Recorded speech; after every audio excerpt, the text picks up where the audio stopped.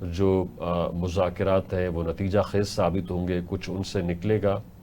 بات یہ ہے جی کہ میں سمجھتا ہوں کہ یہ اس دفعہ بھی فیل ہوں گے مذاکرات، کیونکہ اس میں جو ہے ان کو جو گائیڈ کر رہا ہے ان مذاکرات کو فیل کرنے میں وہ ہندوستان ہے، ہندوستان کی خفیہ ایجنسی ہے، ہندوستان کا NSA ہے، اجیت دوول، اور پاکستان کے دشمن ہیں افغانستان کے اندر، وہ ان کو گائیڈ کرتے ہیں۔ جو وقت کیا ہوا ہے اس وقت ترکی میں مذاکرات کرنے کے لیے، اس کے اپنے پاس کوئی اختیارات نہیں ہے، ان کو ہر چیز جو ہے وہ پوچھنا پڑتی ہے کابل سے اور قندھار سے، اور وہاں سے ان کو ہدایات جو ملتی ہیں۔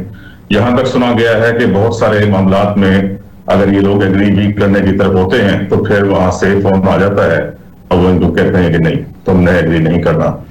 تو آپ کا جو سب سے بڑا اور ہمارا دشمن ہے ہندوستان، اس کو یہ ایک بہت اچھا موقع وہ سمجھتا ہے کہ اس کے ہاتھ آیا ہے پاکستان سے بدلہ لینے کا، اس شکست کا جو اس کو مئی کے مہینے میں بری طرح اٹھانی پڑی، اور جو ہزیمت اس کو اٹھانی پڑی، اس کا بدلہ اب وہ لینا چاہتا ہے افغانستان کے طالبان کے تھرو۔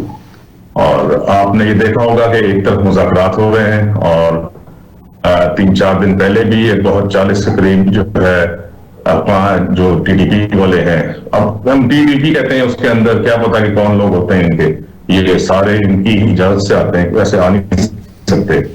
40 کو مارا گیا تھا، اور رات کی اور خبر ہے کہ بلوچستان میں 18 کو مارا گیا ہے، ایک ان کا بڑا لیڈر اور بھی مرا ہے، اور اس طریقے سے KPK میں بھی کارروائی ہوئی ہے۔ تو ان کی کارروائیاں تو جاری ہیں۔ میں نہیں سمجھتا کہ آپ کا جو سوال ہے کہ ان مذاکرات میں کوئی فیصلہ ہوگا، یہ صرف وقت ضائع کر رہے ہیں، لیکن ان کو یہ پتا نہیں ہے کہ وہ وقت اپنا ضائع کر رہے ہیں، کیونکہ پاکستان نے تجارت بھی روک دی ہے، اور یہ لینڈ لاک ملک ہے۔ اگر تجارت اس کی رک جائے پاکستان کے راستے تو یہ تو بھوکے مر جائیں گے، ان کا تو آٹا تک پاکستان سے جاتا ہے تو یہ زندہ رہتے ہیں۔ ٹھیک۔ اچھا وقار صاحب، یہ جس طرح سے ابھی ڈاکٹر بشارت صاحب نے کہا کہ مذاکراتی کامیابی کا چانس امکان بہت کم ہے، تو پھر یہ کھیل کس لیے کھیلا جا رہا ہے؟ یہ کیا افغانستان جو ہے وہ صاف ذہن کے ساتھ وہاں موجود نہیں ہے؟ دیکھیں، اصل میں ایک بہت بڑا مسئلہ ہوتا ہے کہ یہ جو حکومت بھی مذہبی بنیاد پر وجود میں آتی ہے، یا جو بہت زیادہ نیشنلسٹ ہوتی ہیں، ان کے ساتھ نیگوسیشنز ہمیشہ بڑے مشکل ہوتے ہیں۔ خود امریکہ جب یہاں سے گیا تھا، افغانستان سے گیا تھا، تو اس کو تقریباً 1.5 سال کے طویل مذاکرات تھے، جس کے نتیجے میں پھر وہ کسی ایک نتیجے پر پہنچے تھے، اور پھر وہ یہاں سے گئے تھے۔ تو یہ تو بھی مذاکرات شروع ہیں۔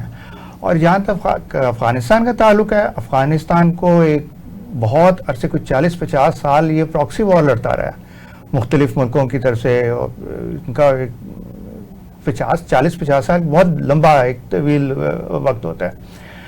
تو یہ اتنا آسان نہیں ہے کہ آج بیٹھیں گے اور کل مسئلہ حل ہو جائے گا، اس کو ٹائم لگے گا، اور اس کو اچھا بھلا ٹائم لگے گا۔